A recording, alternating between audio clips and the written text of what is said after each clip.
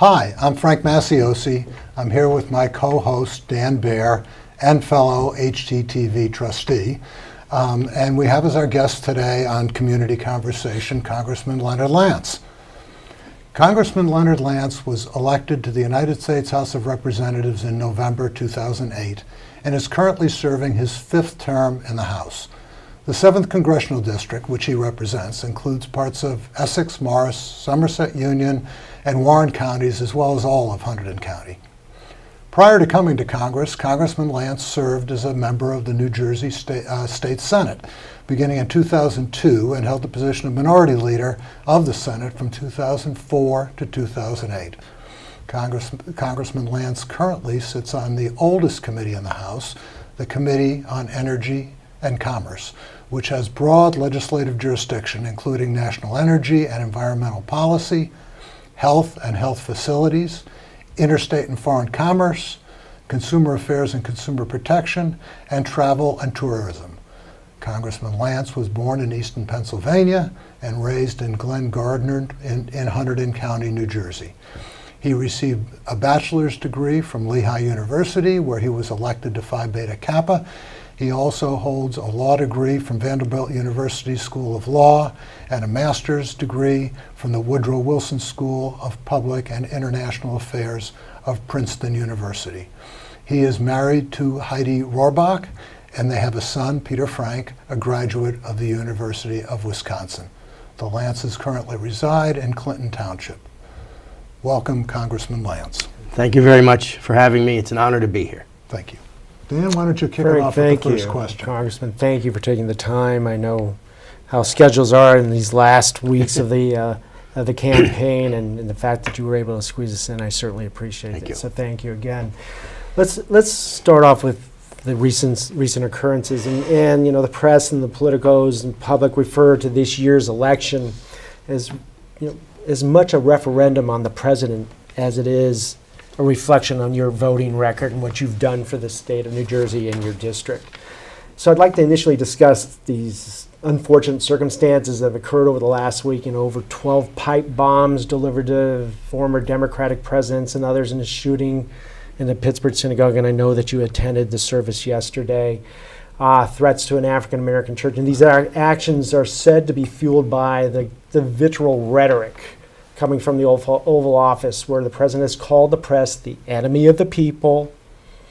His chants that Hillary Clinton should be locked up, and he revels in the opportunity to publicly demean other candidates outside of New Jersey.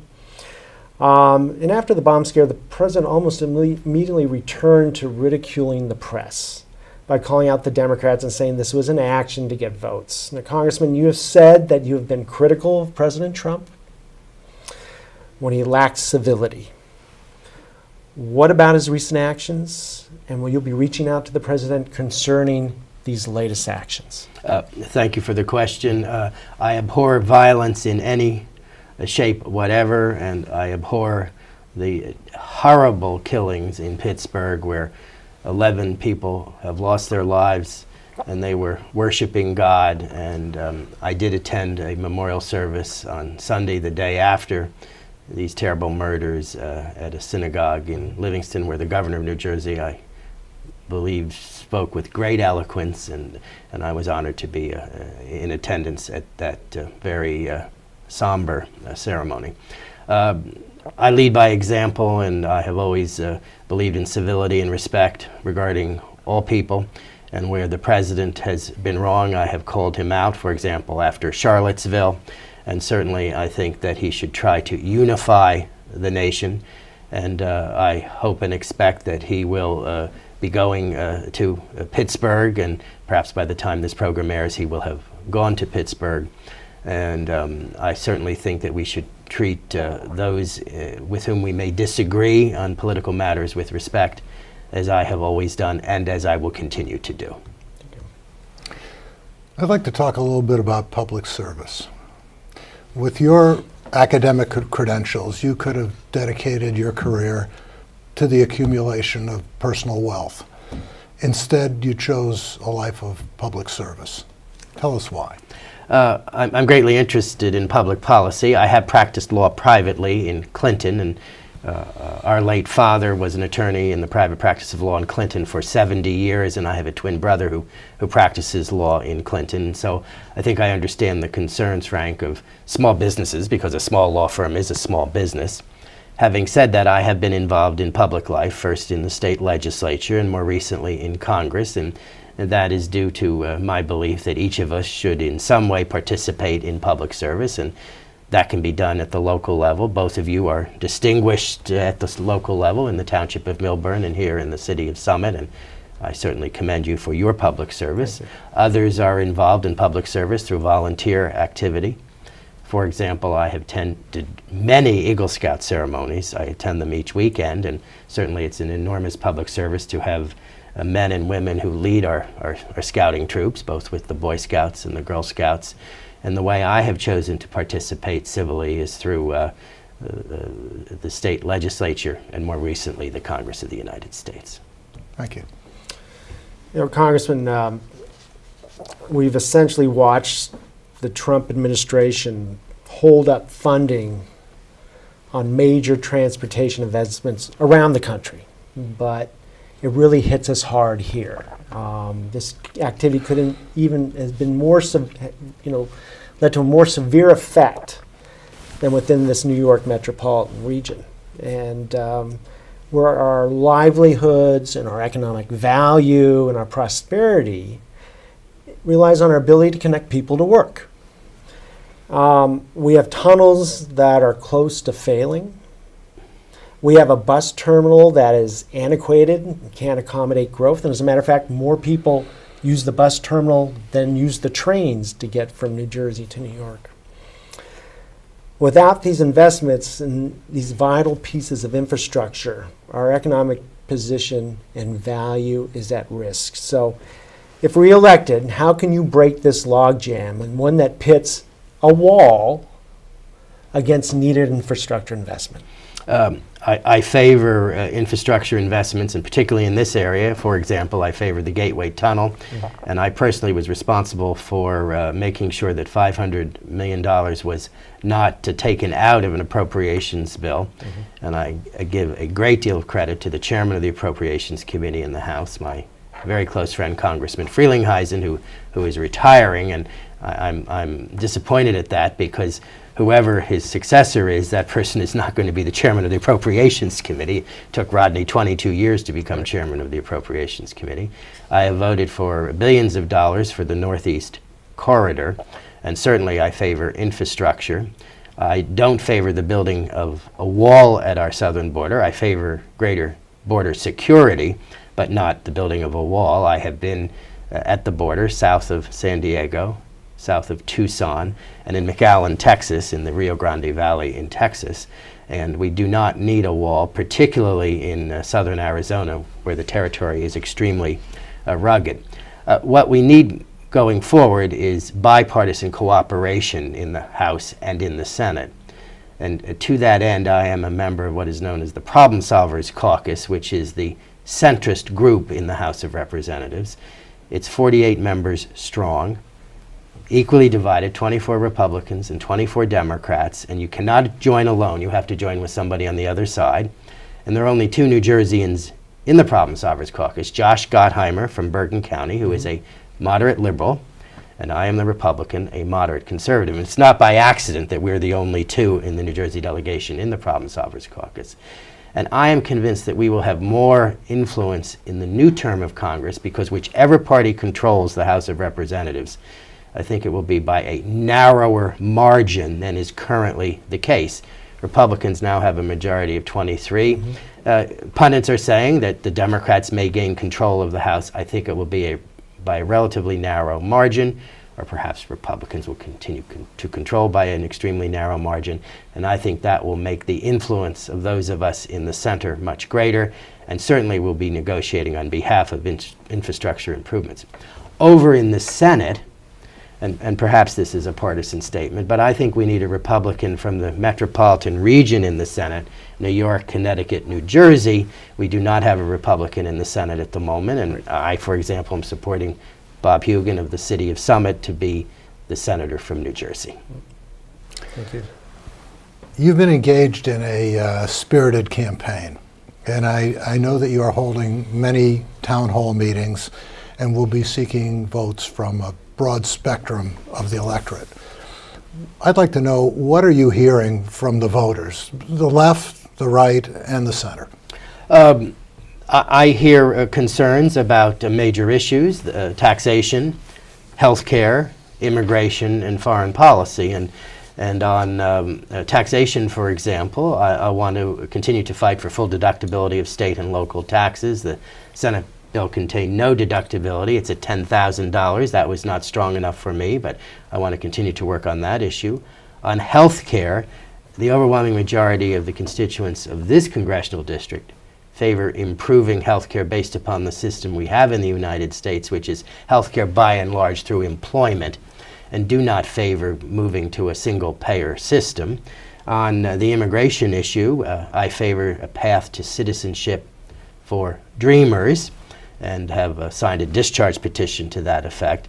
And then on foreign policy, I think that this is a district that is strongly supportive, for example, of our close relationship to the State of Israel. I am one of 4 co-chairs of the Israeli Republican Caucus in the House.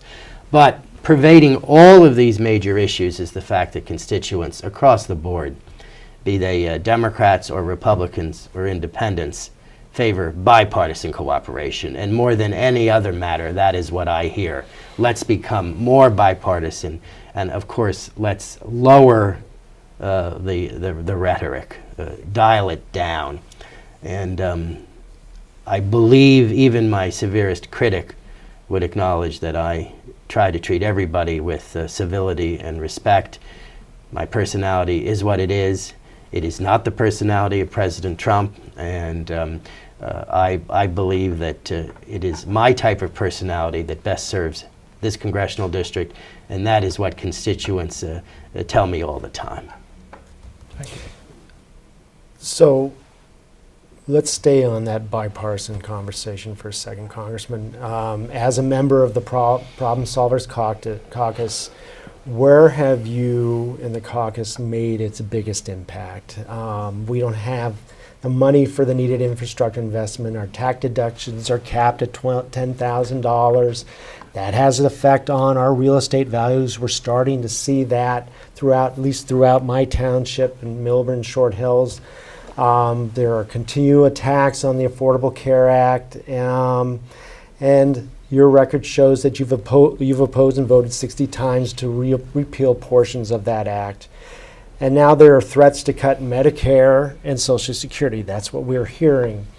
And on top of this, the most recent episodes of violence. So where has the caucus made its biggest impact? Certainly we've made an impact on several issues. We put forth position papers on quite a few issues.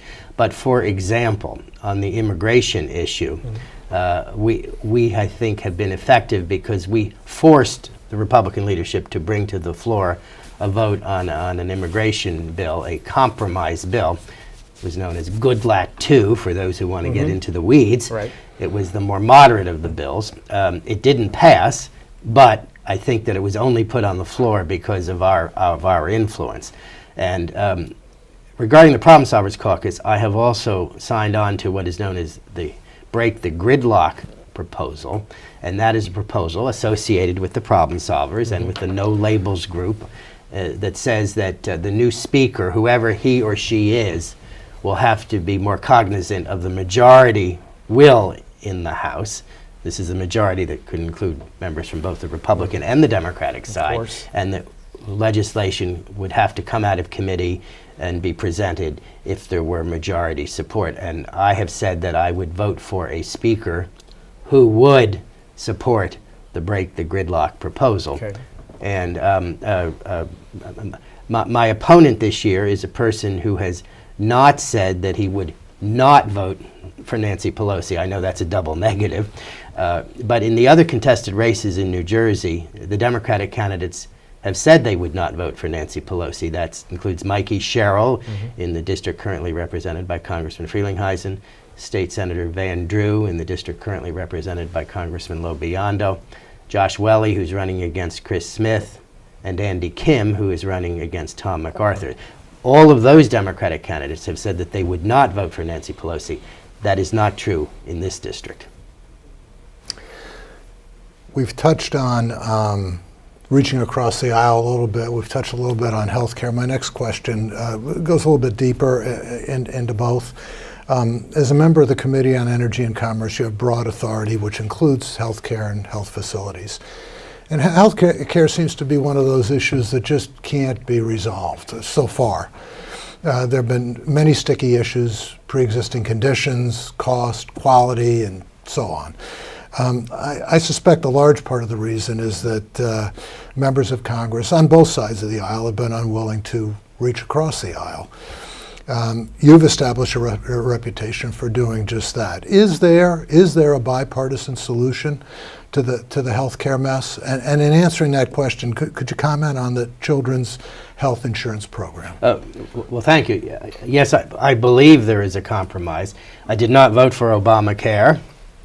And I thought there would be major concerns with it. As you know, the Supreme Court declared a major portion of it to be unconstitutional, the mandated expansion of Medicaid. I favored the expansion of Medicaid, and that has occurred in New Jersey.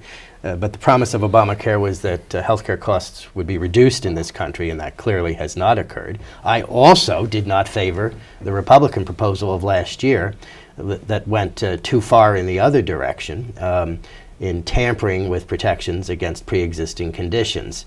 I think I've been consistent on that issue because I don't think it is in the best public interest of the American people to have one party determine these issues. Neither the Democratic Party in 2009 and 2010, nor the Republican Party last year. And so what would I do? I favor purchase of policies across the state lines.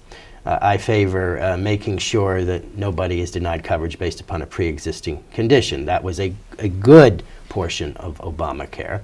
And I also favor what is known as tort reform, medical malpractice insurance reform. In sum, I favor building on how we have delivered health care coverage in this country, which is through employment. I do not favor moving to a single-payer system, which is the system that exists, for example, in Europe, and I have an opponent this year who favors moving in that direction. I also don't favor undermining Medicare because Medicare is in some financial difficulty as it is, and I want to preserve and protect Medicare for those who rely on it when reaching the age of 65. We have all paid into Medicare, and I favor making sure that that continues. Thank you. We go back to your comments on your opponent, Mr. Malinowski, and obviously Mr. Malinowski had his half hour here already, and you have yours. In your debate, you focused on his time of residency, Nancy Pelosi. You referred to him as a carpetbagger. Yes. Other than this, what makes you the better candidate, Congressman? You know, Mr. Malinowski has stated that you have changed your stance on votes to save your political life. That's a statement from one of the debates. Congress, why are you the better candidate? I'm the better candidate because I know this district like the back of my hand. I've lived my entire life in the district. You pointed out that I was born in eastern Pennsylvania. That's because Hunterdon County was the last county in New Jersey not to have a hospital. The morning I was born, my parents awakened in Hunterdon County, New Jersey. My opponent would not know that, for example, the order of the building of the Hunterdon County Medical Center. Right. My opponent has parachuted into the congressional district exclusively to run for Congress. He was raised in Princeton. Princeton's a great place. I have nothing against Princeton. Indeed, I studied there for a while, and they were foolish enough to give me a degree. So I have nothing against Princeton, but if he had wanted to run for Congress, I think he should have run in Princeton. He stated over the course of the summer that he could not afford to buy a house in this congressional district.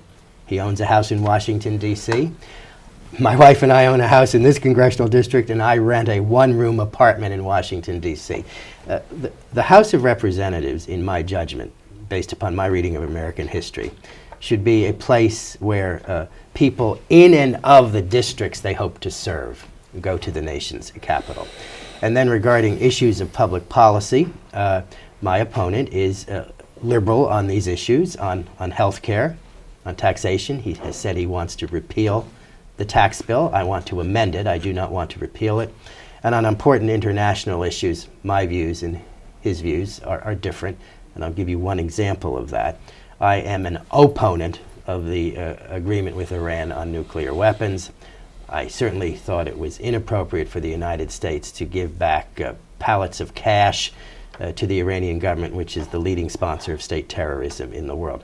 And so, as I view this district, based upon having served it for 10 years and having lived in it my entire life, it is a moderate district. It is not too far to the right and not too far to the left.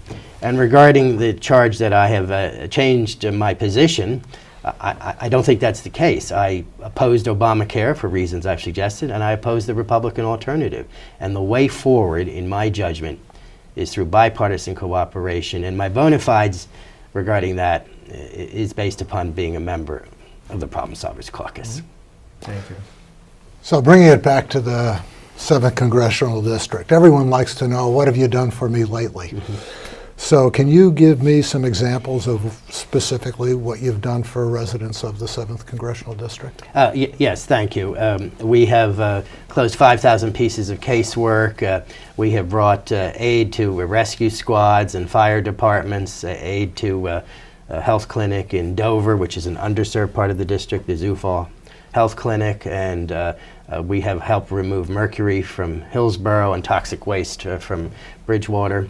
And then on issues of importance, I am on the oldest committee in the House, the Committee of Jurisdiction for the telecom industry and the pharmaceutical and medical device industry, and we have more pharmaceutical and medical device employees in this district than in any other district in the United States. And I've been deeply involved in the package of bills that the President has just signed regarding opioid abuse, and the bill that I sponsored regarding the larger package was related to opioid use and infectious diseases, particularly HIV/AIDS.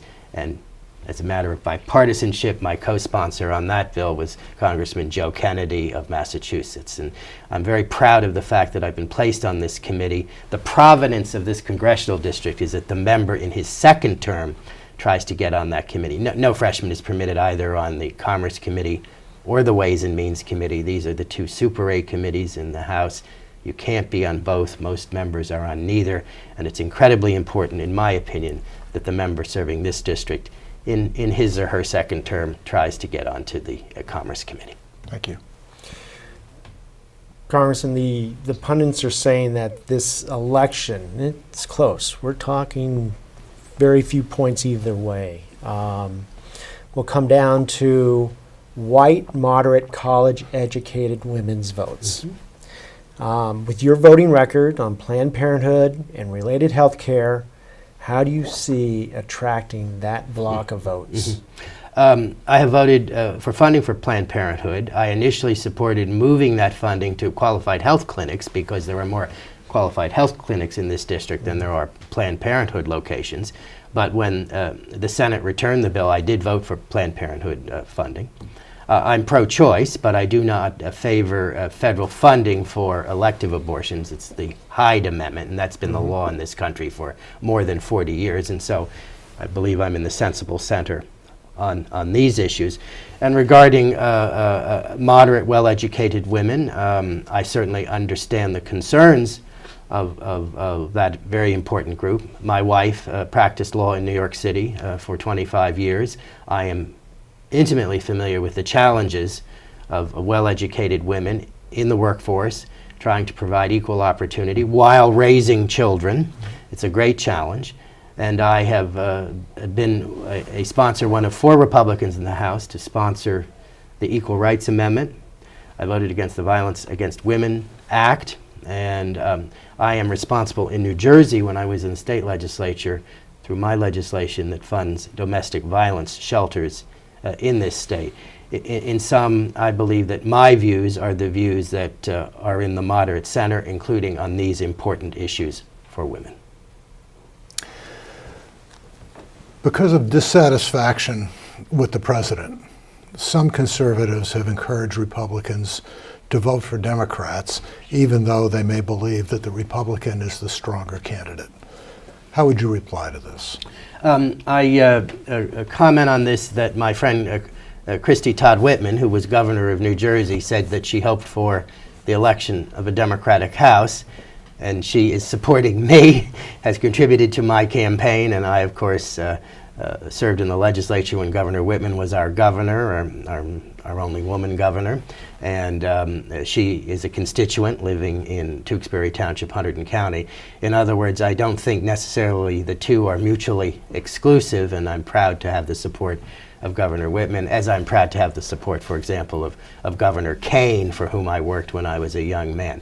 I don't think you should throw the baby out with the bathwater, and I hope and expect to be judged based upon my views, and I am confident that my views are the views of a majority of the residents of this district. And I agree with the administration on certain policies. I think it's doing a better job in fighting ISIS, for example. I favored moving our embassy from Tel Aviv to Jerusalem, but there are areas where I disagree with the president. And I will be a check on anybody in the White House. And the best way to have a check is to have centrists. It's my observation in American history that if you have only one party moving forward in checking the executive branch, that inevitably fails. You have to have guardians in both political parties. And to that end, I am the sponsor of the legislation in the House that protects the Mueller investigation. And I'm very proud of that. And I certainly will continue in that vein. Thank you. Dan, we're down to about 2 minutes. You got a short one and then I'll wrap it up? Very quickly, federal tax legislation. Your opponent has said that you changed your vote at the end. When you knew that the administration had the votes.